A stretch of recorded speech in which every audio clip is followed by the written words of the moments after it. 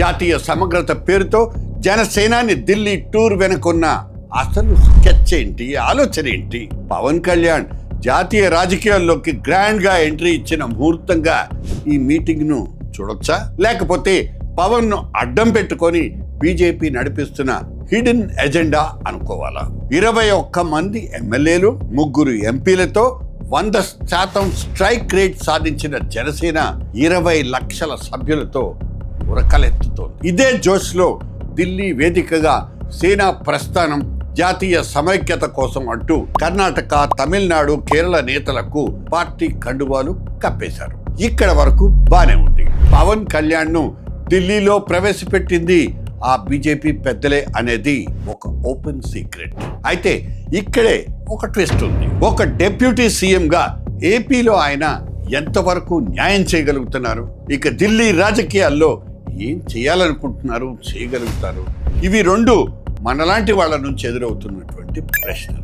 ఏపీలో law and order పరిస్థితి ఏంటి? కూటమిలో తెలుగుదేశం పార్టీ, జనసేనల మధ్య సమన్వయం సంగతి ఏంటి? పవన్ చేతుల్లో ఉన్న కీలక శాఖల పనితీరు పరిస్థితి ఏంటి? వీటన్నిటికీ ఆయనే సమాధానం చెప్పాలి, చెప్పి తీరాలి. కొన్ని విషయాల్లో పవన్ కళ్యాణ్ పక్కాగా సక్సెస్ అయి ఉండొచ్చు, కానీ గ్రౌండ్ లెవెల్లో నిరుద్యోగం, సూపర్ 6 పథకాల అమలు లాంటి అనేక ఇష్యూస్ మీద జనం అసంతృప్తిగా ఉన్నారు. వీటికి పరిష్కారం ఏంటి?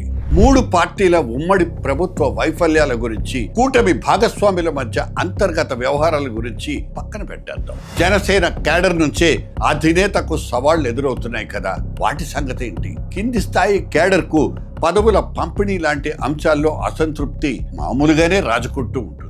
ఇటువంటి టైంలో ప్రాంతీయ సమస్యల నుంచి ఫోకస్ జాతీయ వాదం వైపు షిఫ్ట్ చేయడంలో అర్థం ఏంటన్నది పవన్ కళ్యాణ్కే తెలియాలి. అయితే Amaravati to Delhi long jump వెనుక భారీ వ్యూహమే ఉన్నదన్నది ఒక టాక్. పవన్ కున్న మాస్ ఇమేజ్ ను వాడుకుని దక్షిణాదిన పాగా వేయాలన్నది బీజేపీ మాస్టర్ ప్లాన్ ఎప్పటి నుంచో. ఈ యాంగిల్లో మన పొలిటికల్ కారిడార్స్ లో చాలా రోజులుగా చర్చ నడుస్తోంది.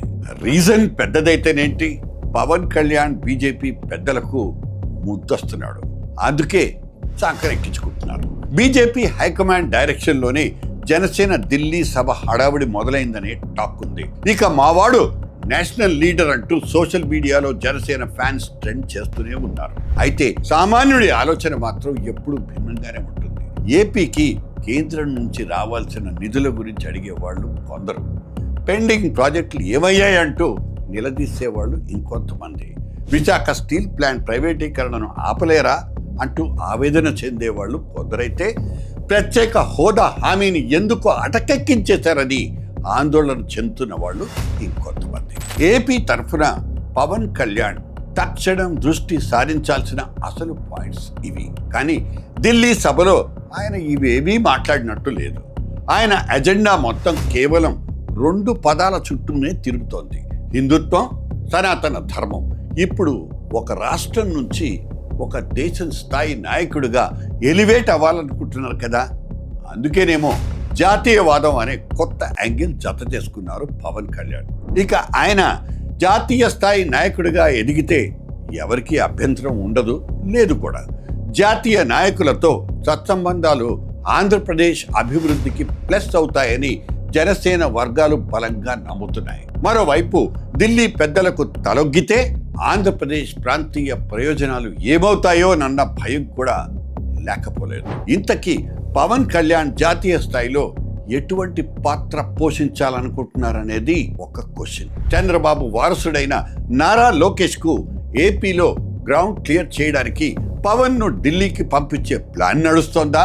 పదవుల కంటే సిద్ధాంతమే గొప్పదంటున్న పవన్ ఢిల్లీ పాలిటిక్స్ ఏపీకి వరం అవుతాయా, లేకపోతే శాపంగా మారతాయా? Wait and watch.